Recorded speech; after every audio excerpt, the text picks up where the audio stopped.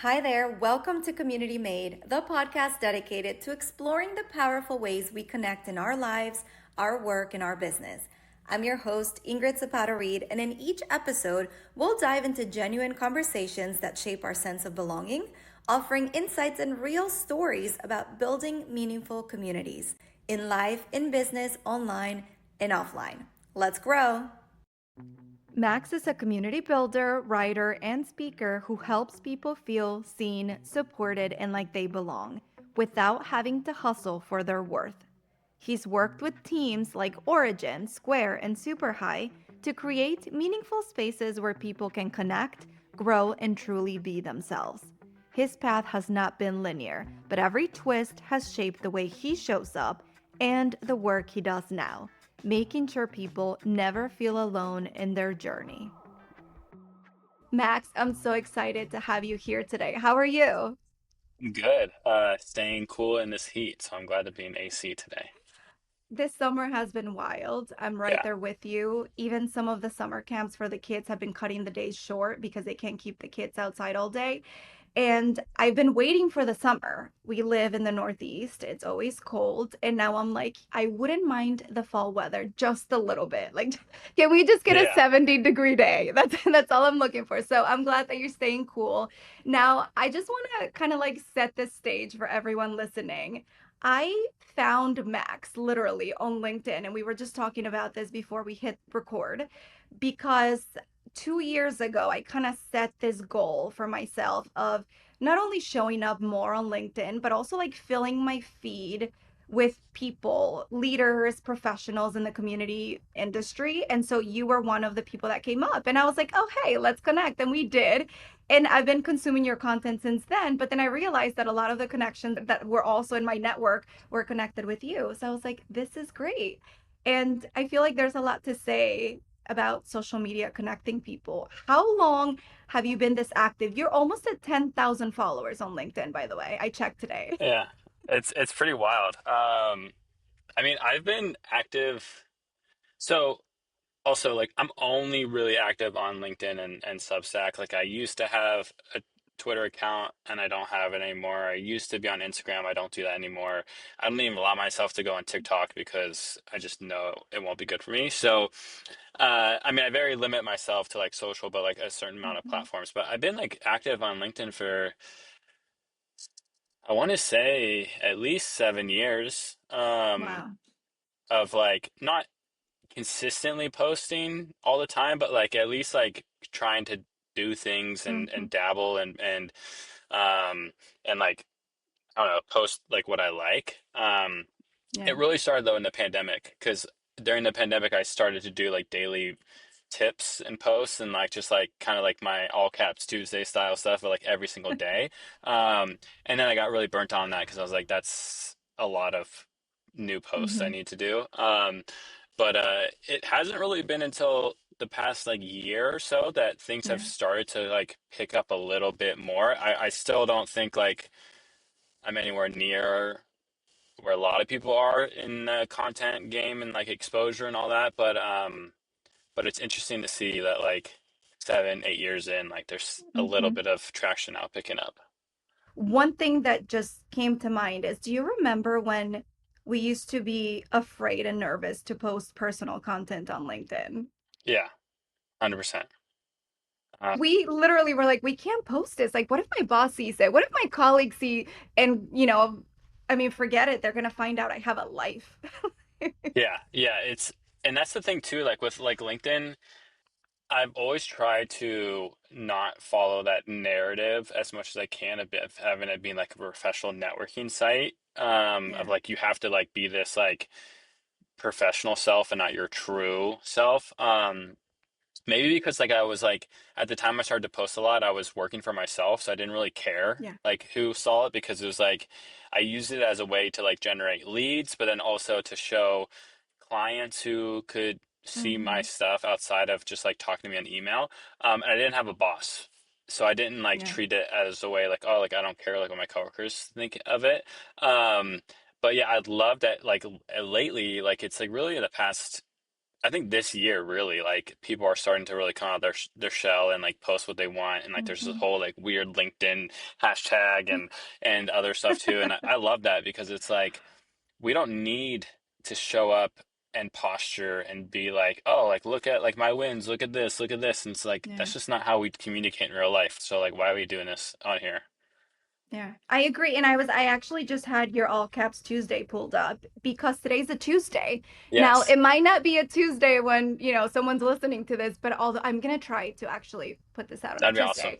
And Yeah. I was so excited because I was like, wait, I get to like talk to you on the all caps Tuesday. And I Yes. love today's because it talks about kindness and how you treat other people and how you treat yourself on the days that you don't feel like much. And so, I want you to tell me a little bit more about that because I feel this all the time as well, especially when we show up as community leaders in our space and show up for others. We don't always have good days, right? We're human too. You just recently went through a big move. I'd love to hear about that too. But how do you ground yourself before you show up on LinkedIn, online, or in person with other people?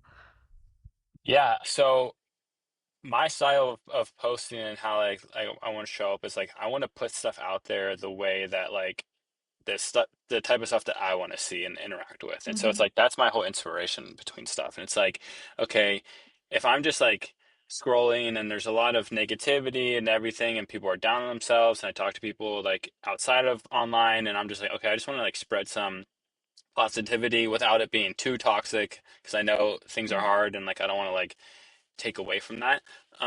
But I just like to show up and be like, okay, like I just want to wherever I show up, I want to make it a little bit better in terms of maybe that gave someone a little bit of more energy, maybe that someone can use that as inspiration.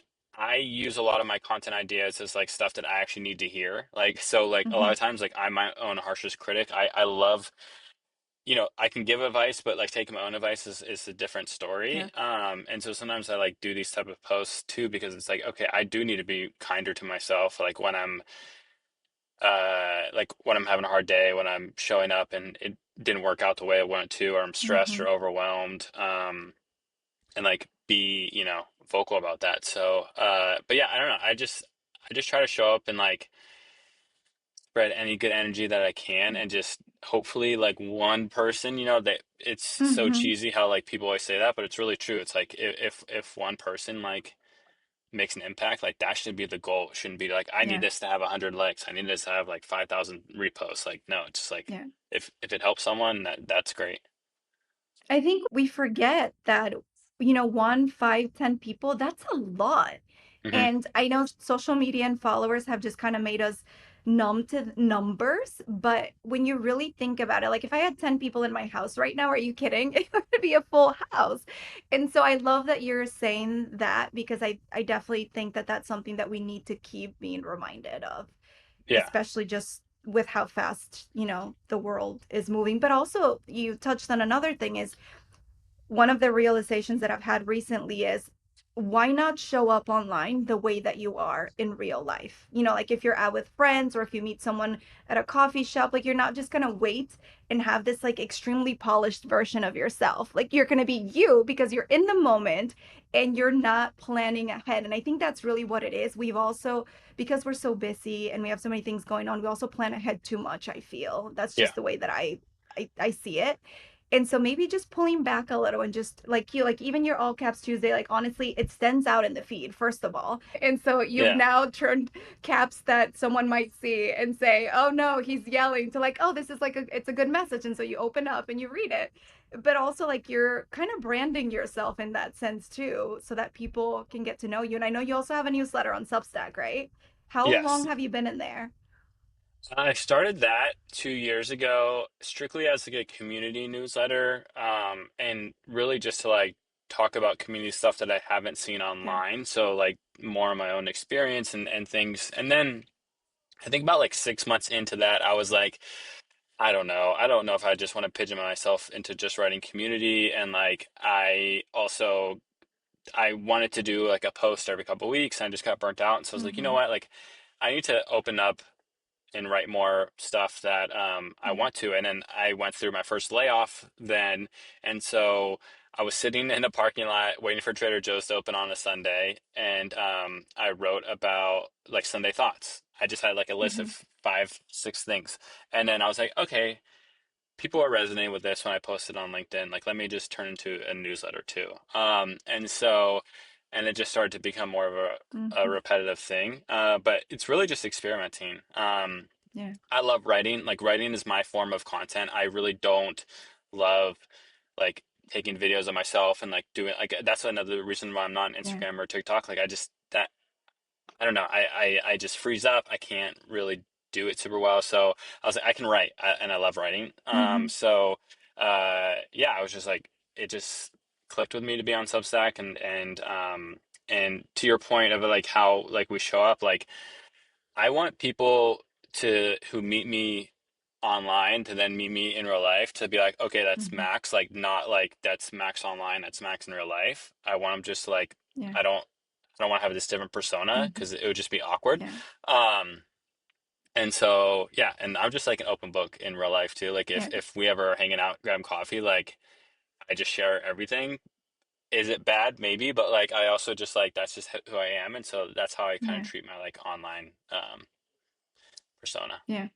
I Yeah. like that because I feel like I just had that realization, especially like after leaving corporate. And then, like you said, you went through this too, where you start your own business and now you're showing up as yourself, not representing anyone or anything, no entity, right?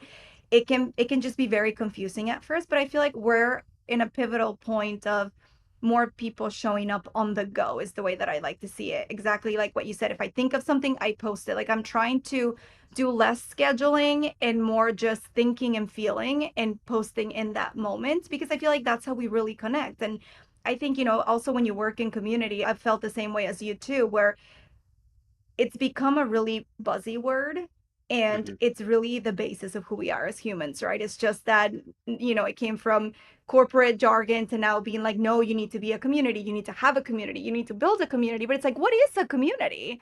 And so, how do you personally find communities for you in a way that they don't feel like work? Yeah. That is a great question. Honestly, it's so hard to describe. It's just like a feeling. Like it's just like I just feel. I guess like when I gravitate towards something and I feel like I want to be a Mm-hmm. part of it, it just makes me feel like I can show up and be who I am without putting Mm-hmm. on a, you know, persona or acting like I'm different, or I can just show Yeah. up, and like that's kind of like how I translate to like myself to building communities. Like I know that like and it's so weird too with like community building too, because when you work for businesses, you have to like tie these to like KPIs and Yeah. goals and revenue Yeah. and all this stuff. But there's also that like part that like people want to feel like they belong somewhere, and they want to feel like that they have some sort of connection. And so I always like try to strive to focus on that. And then also like yeah, when I join places, like one example is this event called Creative Mornings. I've been a volunteer on a San Diego chapter for 7 years, and now I'm on a Mm-hmm. chapter in Philadelphia. And it's just really just like a really cool group of creatives who are just have an event once a month. They bring in a guest speaker, they have coffee and breakfast, and it's just like you show up as yourself. There's no like Mm-hmm. real, oh, what am I going to get out of this? How am I going to network and Yeah. find my next thing? It's just like, hey, like I just want to meet some people in the area. And I love stuff like that. So I always like Yeah. gravitate towards things like that with like no real agenda, but more of like a Mm-hmm. hey, maybe it's a cool way to meet new people. To meet people. Yeah, I love that. It's also a nice way to just like low key meet other people and don't feel like you have to give or that you have to take, right? Like you're just showing up as you are. But you mentioned KPIs, Yeah. and I want to I want to pull it back to that because I hear you. I feel it, I see it, all the things. How have you typically handled KPIs and tied them around something so personal that like it's connection, like you feel it but you can't really see it, and a lot of founders and organizations don't really understand that because like you said, I understand the importance of KPIs, like we all have them, especially working with clients, but it really is more than that. And hmm I'd love to hear your thoughts about how you've navigated that and how you really feel about maybe what you've done to make those more human. Yeah. Yeah, and totally. I think at the end of the day, like, we're always gonna have goals and metrics that we want to hit and like where we work for. And it's really like telling that story. Yeah. I think though, like to your point, you know, you can continue to tell the story outside of the metric. So it's like, okay, if you had a really good one-on-one message with a member and, they were like, hey, like this really like made my day and like now I want to like tell this my friends about this product. Like, okay, can we capture that image so we Mm-hmm. can share with our team and like can we create some sort of visibility? Can we invite team members into our community just so that they get some more awareness into like what's going on and like what the type of conversations are happening? I've seen that time and time again where like people don't really understand community until you invite them in and then you can be like, oh, and like Mm-hmm. this is how we can like support you and your goals and like what you're trying to do, and they're like, oh wow, like I didn't even know that this was like a thing that's possible and I can talk directly with Yeah. like our core members without having to go through an email sequence or a flow or like whatever it is. And so and like I have a channel now where I work where it's just like I just post like I post like community conversations and stuff that's happening and I share it with the team just so there's Mm-hmm. visibility of like what's happening, because just in our daily lives are different where we work and who we work with. Like they're busy too. And so sometimes it's just like showing them those like really cool win moments that like maybe not are always tied to a metric, but they're like, Mm-hmm. oh wow, like this community is like really impacting them in a really positive way. That's really important to share. And it's just like creating that transparency and visibility to do so. Yeah. I'm going to go ahead and say that everybody wants community, but nobody really understands it. Yeah. They see other communities out there, whether it's brands or creators, whatever it is, and they see the big number and they're like, that's what I want, and I want it tomorrow. And it's like, no, like you're not building relationships with one person anymore. You're building relationships with many, and it's going to take time and consistency and dedication and connection. You can't build a community if you're not truly connecting with people, and this can be in life and in business. And so I appreciate you talking about transparency, because I think that's the fastest way for someone to truly see that the work that is done in community transcends any type of data point or Yeah. insights that you can see across any other social media platform, really. To your point, yeah, it just takes time and it's like, continuing to set those expectations like with your team and who you're working with and like making sure that like everything's in alignment, and to like yeah just really be like, hey, like we want to grow this thing right, um Mm-hmm. and it takes time and we're gonna do it the right way, otherwise it's just not gonna Yeah. work. So yeah. Now, I just saw a post today, actually. I forget who it was, but they were talking about how everybody has different definitions of what a community builder does or is. hmm How would you explain it to someone today if they're like, well, I mean, you talk about community and even in life too, because it really does translate into both. How would you define it in your own experience and words? yeah, that's so hard. I struggle with this so much, like when people ask me like what I do, and I'm like community, and they're like, and I'm like, oh, I just work in marketing because it's like so easy to just like do that, and like they get it. Um, I've been there too. yeah, I would say that as a community builder, I would describe it as I facilitate connection between the company and the customers, Mhm. as a general thing. And Yeah.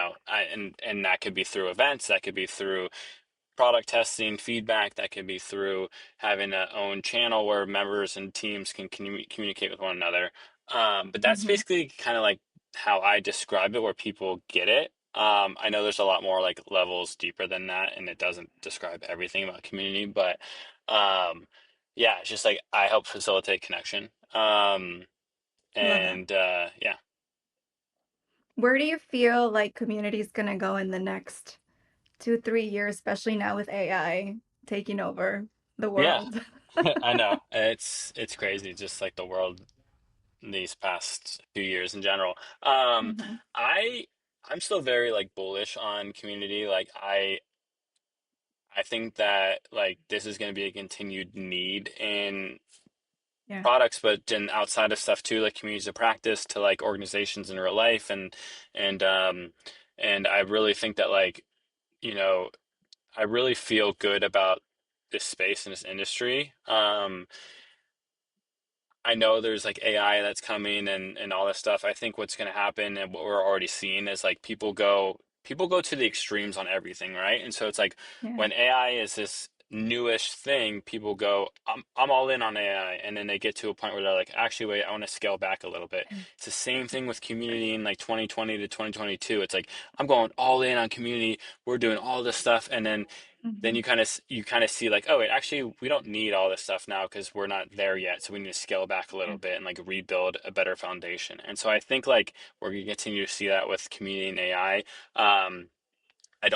I think it's going to take some things away from the work that we do. I don't think it's going to take the necessarily job of a community manager, because at Yeah. the end of the day, like people want to talk to people. um I do think it potentially will scale community team sizes down. So you're not going to Hmm. see community teams of 10 to 15 to 20, as maybe there were in the past. But I don't think that the profession is necessarily in danger. I could be Yeah. completely wrong. Like I have no idea, can tell the future.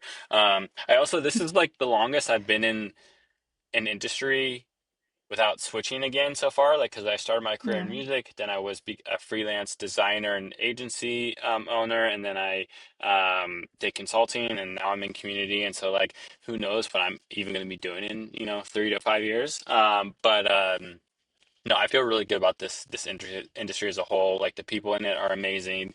We're all looking out for one another. um, and yeah, I just feel like more and more businesses are catching on to Yeah. what this is. So yeah. I feel like I just have so many so many points I want to hit on based off of that. But wait, okay, so you landed in the community building world during the pandemic? hmm Yeah, by accident. So I was designing websites as like my um main income. And so during the pandemic, like I was the busiest I've ever been because all these restaurants and places needed to go online. And so I just like booked Wow. projects, and I was like working like 12, 14-hour days, 7 days a week. And I got so burnt out, and I was like, I just need to do something else. I don't know what this is. I joined a freelance community on Slack, Hmm. and was like, all right, I'll join and like and see if I can meet other freelancers and just like hang out with people virtually. And then I ended up becoming so active in that community that the founder was like, hey, like, do you want to be our community manager? That's Yeah, amazing. and I had no idea what this was. I had never heard of the title. I never knew what this, but she was like, basically what you're doing now, but like we'll pay you. And so Yeah. that led me into like finding like what's community club and CMX and like this whole Hmm. industry. But it was really just that happened chance, and like I had no plan of ever becoming a community manager. I just joined a community, and it naturally led into Yeah. that. And you probably had no idea. Like every day, there's people joining communities who have never been a part of any online community before. And so Yeah. it does really quite come as a shock. Like, who is responsible for running this community? Where does the content come from? How are the events, scheduled and all of that? And so that's a really cool story that it happened due to burn. I mean, it's not cool that you had burnout, but Yeah. I totally hear you. And it wild to think about how many businesses had to jump online that, weren't online. And then the pandemic hit and like all of us kind of shifted, right? But also that it just came very natural and in a very organic way. And it just said, hey, you're really good at this.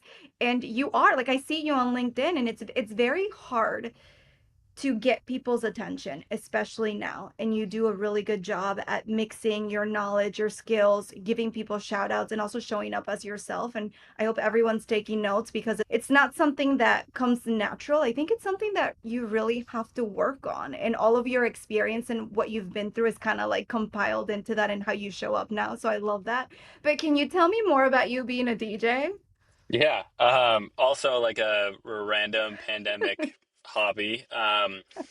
Well, my friend and I back in San Diego, we lived on the same street, and so like after work, we would just either I would go to his apartment, he'd come to mine, and like we would just like we're both really big into mixing and like and creating playlists and everything. And so like we have like these like DJ controllers that we can like make Mm-hmm. mixes on, and we're like, all right, let's just do this for fun. And so we just started to do that, and then um and yeah, it's been about like 2 years, 2.5 years of like kind of like making That's mixes and awesome. doing that stuff. Like we don't do it anything for like professionally, I would say. It's more of a hobby, and it's like fun. Yeah. I love it that way because I feel like I just don't need something that's going to be like, how much money am I going to make out of this? Like, I just Yeah. need an actual hobby, and not Mm-hmm. something that, yeah. So it's a lot of fun. I have my seasons though. Like right now, like I'm not really in my creative, like, Mm-hmm. spirit of doing this stuff. Maybe like in the winter, like when things are cold and it's dark early, and like I want to like just like have some joy, Yeah. I'll do that. But but yeah, it's a lot of fun. I eventually like want to DJ like at like a community conference. I think that'd be like Mm-hmm. really cool to like blend those two Yeah. worlds together. But yeah, it's something that's just like a nice thing outside of community, and it like ties my love for music Mm-hmm. back in, and it brings music back into my life, where like that was my real, like when I graduated college, I was like, I'm gonna be working in music for the rest of my life. Like that was like, if you would have asked me back then, I would have been like, Yeah. this is all I'm doing. And so not working in the music industry anymore, but like still having some sort of like music connection is like really awesome to have. And Yeah. yeah. That's amazing. Wait, so I was gonna ask, have you ever put together any playlists that you can share? I have, but it doesn't, sometimes like LinkedIn doesn't do really well, like when you share stuff like with like Yeah. links. But I'll add, I don't know, can I add a link in this chat and then you can share it after? Yeah. You But we're not on Spotify, but we have SoundCloud, and it's just Great okay. River. And we just have our mixes and stuff on there. So it's just like a lot of fun. So Okay. yeah, feel free to check us This is out awesome. there. Um, that's really it. So what do you think? I mean, you said, you were like, I don't know what I'll do after this. So there's a little something that Oh, could I maybe have call my, you. yeah, I have my dream job that I plan on doing in my semi-retirement years. Hmm. So I don't think I'll ever fully retire, and like never work again, because I need to be like, I just need to be doing something. Yeah. But I think like when I'm ready to like semi-retire, I want to work at Trader Joe's really bad. Okay. Like if I could work Yeah. 10 to 15 hours a week there, I would be, and like have income Yeah. that I can sustain myself, like I will be the happiest. Like that's just all I want to do. I want Yeah. to work outside of tech and computers, and like I don't want to be online, which is really ironic for me saying this because I post Hmm. online a lot. Yeah. But I just really like, I don't know. Trader Yeah. Joe's is my dream job. So They if look anyone at so Trader Joe's, yeah, happy they look every so single happy day. no matter what Trader Joe's I go to. It's like people Yeah. are cool. And so if anyone at Trader Joe's corporate is listening to this, please hit me up. I also really want to build a community for Trader Joe's. Like they don't have an online Yeah. community. And I'm like, you would crush it, Trader Joe's, Yeah. if we built this. So yes. Well, I always see their little newspaper thing. Yeah. And I know that there's so much content online for people doing the TJ hauls and like all these things. And you're right. There is a big gap here. And so Hmm. we'll make sure that they hear this one way or another. Yeah. But I love that because when I think about community, I always explain to people and even clients, I'm like, it's a feeling like when you walk into a restaurant or a store and you keep wanting to come back, that's what you need to do with what you're building, whether it's a podcast, a newsletter, like your presence on social media, whatever it is, you need to show up in a way that people are like, oh, here's All Caps Tuesday. I need to read this one again. And I feel like Trader Joe's has done a great job. Like you just walk in there and it's suddenly not hot outside anymore. It's just a whole vibe, and Yeah. I want to be working there. So Yeah. yeah, that's my long term Yeah. goal. I love it. And it's really funny that you say, it comes off weird because you're always in front of computers and creating and all of that. Because when you are online and have been for so long, all like I dream about those days too. Like if you're like, hey, the internet went down, guys, I'm like, meet me outside. Let's go play. Exactly. Let's go Yes. hang out and play. Yes. So Yeah. thank you for sharing that. Max, it's been a pleasure having you. We went from just being random LinkedIn connections to now me randomly sending you a message like, hey, I want you on my podcast. So thank you again. It's been a pleasure. No, yeah, And thank to you so all of our much. listeners, thank you for tuning in. If you've loved this conversation, be sure to subscribe wherever you listen to podcasts and share it with someone who needs to hear it. You can find more about Community Made and sign up for the newsletter at communitymade.substack.com.